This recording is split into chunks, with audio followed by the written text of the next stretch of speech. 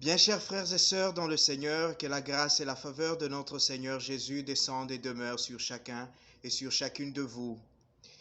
Je voudrais, avant de commencer cette homélie de la solennité du très saint sacrement, continuer de vous dire merci, continuer de vous dire combien nous vous portons dans nos prières, combien notre chaîne aime, soit patient, patiente, continue de prier pour chacun et pour chacune de vous.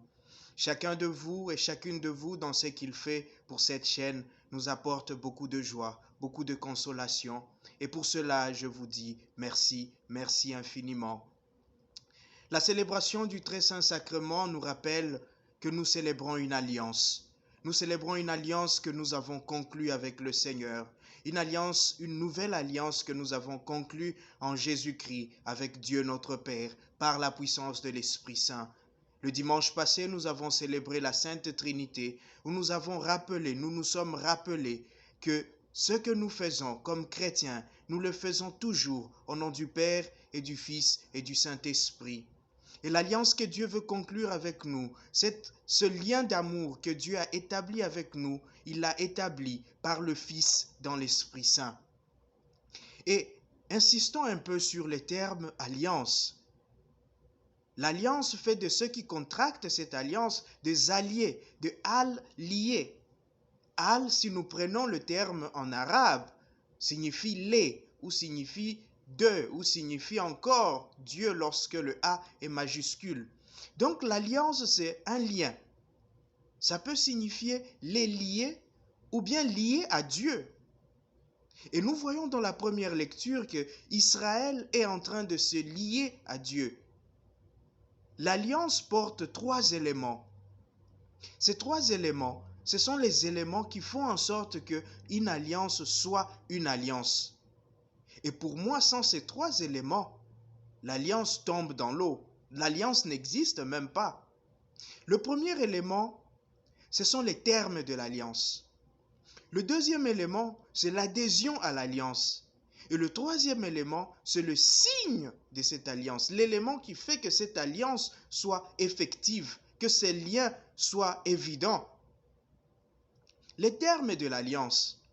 Et ici, je voudrais que nous puissions voir comment est-ce que ces termes ont évolué, comment est-ce que chaque partie de cette alliance avec Dieu, au cours de notre histoire, au cours de l'histoire du salut, a évolué. Les termes de l'alliance, nous avons vu dans la première lecture que Moïse descend de la montagne. Moïse rapporte à Israël toutes les paroles qu'il avait reçues du Seigneur. Moïse redit à Israël tout ce que le Seigneur lui a demandé de dire à Israël. Voilà les termes de l'alliance. Et les termes de cette alliance, nous savons que ce sont les 10 commandements que Moïse a reçus de Dieu et qu'il a donnés au peuple d'Israël. Israël reçoit les commandements, reçoit les termes de son alliance. En quoi consiste cette alliance-là? En quoi consiste ce lien-là que je vais établir avec Dieu, qu'Israël va établir avec Dieu? Ces liens-là consistent en ces 10 commandements, en ces 10 paroles que le Seigneur donne à Moïse. Ce sont des paroles que le Seigneur donne à Moïse. Et nous verrons que Paul nous rappelle que dans la nouvelle alliance, ce ne sont pas seulement des paroles, mais Dieu nous donne la parole. Les termes de l'alliance que Dieu conclut avec nous en Jésus, puisque Jésus est la parole, les termes de l'alliance ne sont plus seulement des paroles, mais ces paroles sont incarnées dans une personne. C'est Jésus lui-même qui devient le terme de notre alliance avec Dieu. Jésus est la parole de Dieu. Voilà une évolution, voilà une beauté. Ce ne sont plus des paroles en l'air, ce ne sont plus des mots qui s'envolent, mais c'est une personne, c'est une vie. Et donc c'est plus lié à nous, c'est plus intime. Nous ne pouvons plus dire, comme dirait Isaïe, nous ne pouvons plus demander qui ira nous chercher cette parole. Parce que cette parole est venue jusqu'à nous. Cette parole habite dans nos cœurs. Cette parole vit avec nous. Et donc les termes de l'alliance avec Dieu, nous les avons. Contrairement à Israël, qui parfois cassait les tablettes, Moïse qui cassait parfois les tablettes de la loi, Israël qui pouvait oublier cette loi parce qu'elle était inscrite en dehors de leur cœur. Elle était inscrite sur des parchemins, elle était inscrite sur des tablettes. Maintenant, les termes de notre alliance est inscrit dans notre cœur, dans notre vie de chaque jour. Nous marchons avec cela. Nous vivons avec cette alliance-là. Nous vivons avec ces termes de notre alliance. Ces paroles de cette alliance-là sont toujours en train de résonner dans notre cœur. Et les termes de cette alliance se résument en un seul mot, aimer. Voilà le nouveau terme de notre alliance, l'amour. L'amour de Dieu, l'amour du prochain. Fais le bien, évite le mal. Aime l'autre comme tu t'aimes toi-même. Voilà en quoi se résument les termes de notre alliance. Et la question c'est, est-ce que nous sommes prêts à cela? Est-ce que nous sommes prêts à aimer Dieu et à aimer l'autre comme on s'aime soi-même? Après qu'Israël ait entendu les termes de l'alliance, Israël a marqué son adhésion. Israël dit à Moïse, tout ce que Dieu a dit, nous le ferons.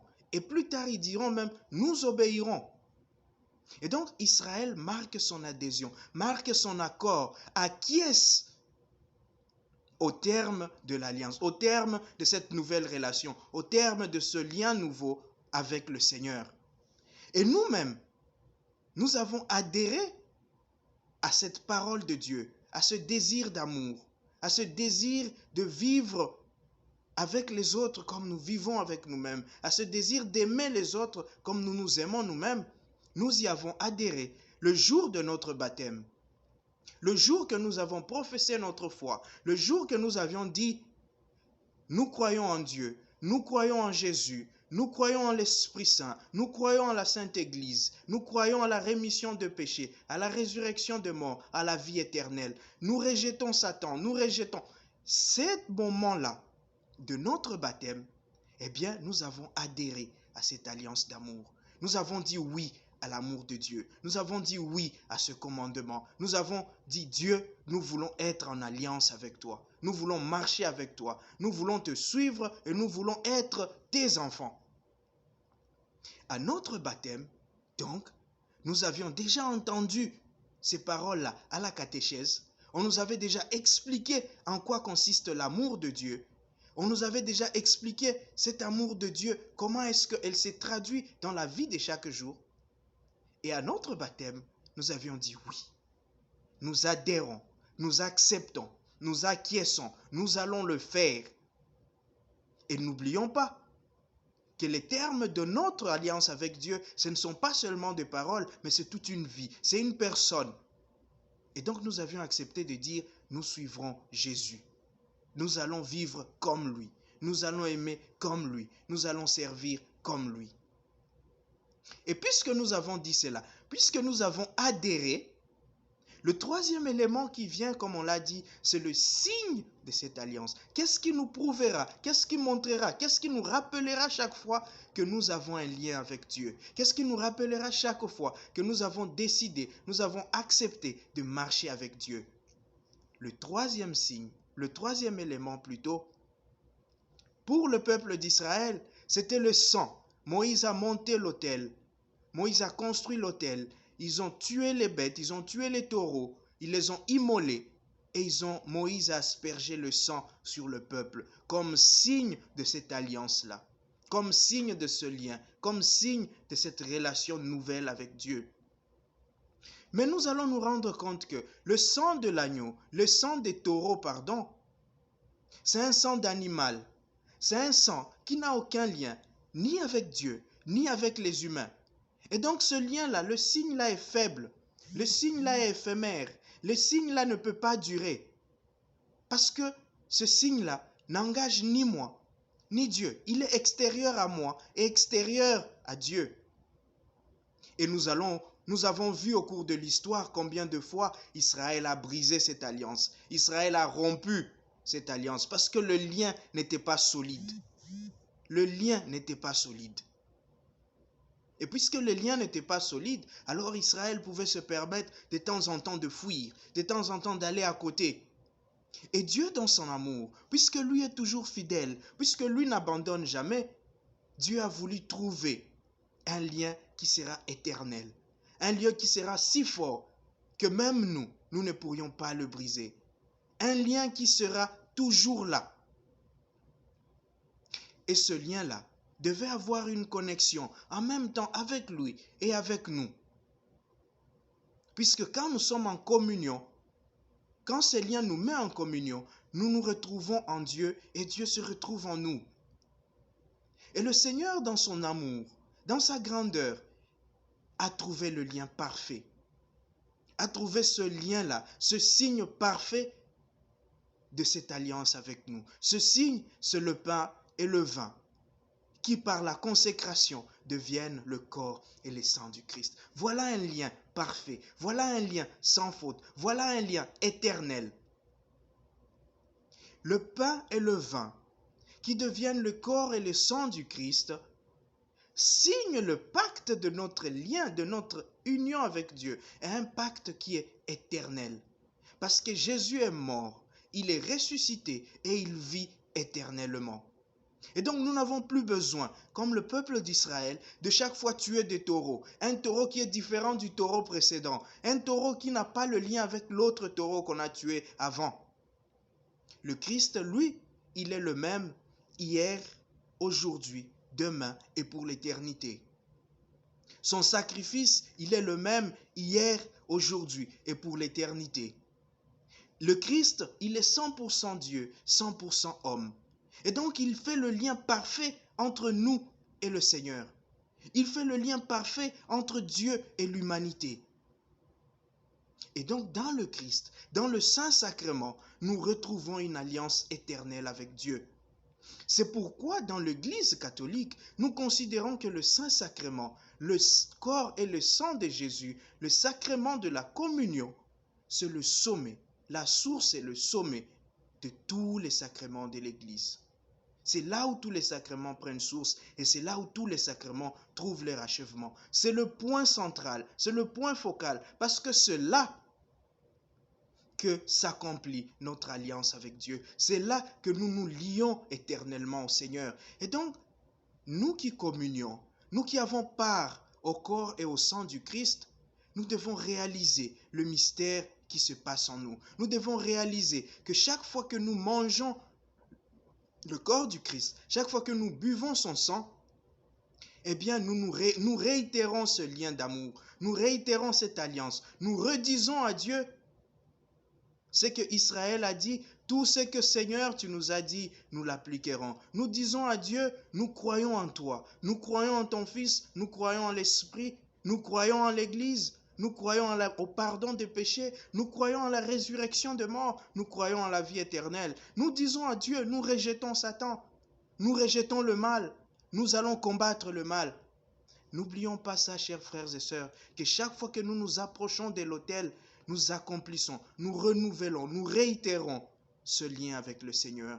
Et si nous voulons garder ce lien qui nous aide à grandir, à devenir parfait, ce lien qui nous aide à aimer comme Dieu aime, alors nous allons faire de la communion le quotidien de notre vie. Nous allons faire de la communion avec le Seigneur le quotidien de notre existence chrétienne. Que le Seigneur nous aide chaque jour à renouveler notre lien d'amour avec lui. Si nous n'avons pas encore accès à la communion, si nous n'avons pas encore accès à cette communion au corps et au sang du Christ, eh bien nous accueillons le Christ de manière spirituelle. Nous prions le Christ, nous demandons avec insistance à Dieu chaque jour de nous garder unis à lui. Que cette communion que nous avons eue avec lui, que sa loi qui a été inscrite dans notre cœur, eh bien qu'aucun mal ne l'efface. Et ce lien-là, nous sommes appelés à le répercuter dans notre vie de chaque jour. Le Saint-Sacrement, c'est à la fois nous qui le consommons et c'est à la fois une mission que nous avons d'aller faire de tous les peuples, comme le Seigneur disait le dimanche passé, d'aller faire de tous les peuples des disciples, d'aller apprendre à tous les peuples cette parole d'amour, d'aller apprendre à tous les peuples que Dieu est amour, qu'il nous aime et qu'il nous invite à aimer, d'aller aider les hommes et les femmes de notre temps, de notre monde, qui souffrent de manque d'amour. Le monde souffre de haine, le monde souffre de division, le monde souffre d'incompréhension qui amène à la guerre, qui amène à la souffrance, qui amène à l'immigration, qui amène à toutes sortes de fléaux. Nous sommes appelés, nous qui avons part au corps au sang du Christ, à aller annoncer cet amour-là.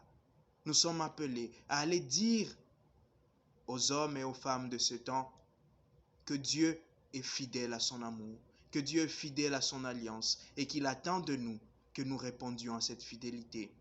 Que le Seigneur nous donne cette grâce aujourd'hui et tous les jours. Amen. Merci encore à tous et à chacun. Continuez de vous abonner, continuez d'appeler les autres à s'abonner.